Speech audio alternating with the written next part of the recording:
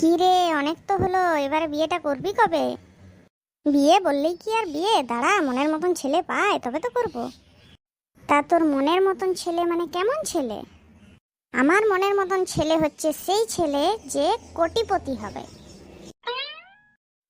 তা যদি মনে কর কোটিপতি না পাস, যদি কোটিপতি না পায় তাহলে 50 লাখ করে দুটো হলেও চলবে।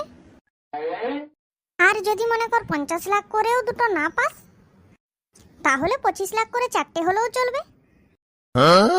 আর যদি মনে কর 25 লাখ করেও চারটে না পাস, তাহলে 10 লাখ করে 10টা হলেও চলবে। বাবা, এরা কি দামাদামি শুরু করিয়েছে রে। সবাই বলে এখন নাকি মেয়া ছেলে পাওয়া যাচ্ছে না, আমাদের নাকি আর বিয়াই হবে নাই। এমন চলতে থাকলে তো আমাদের বিয়া হওয়ার কোনো ব্যাপারই নাই।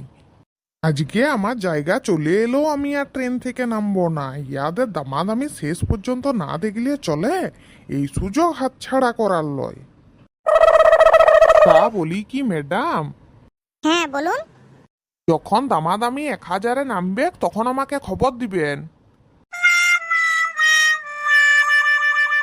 বলি কি বন্ধুরা, তোমাদেরও কারু কি দরকার 1000-এ নামলে?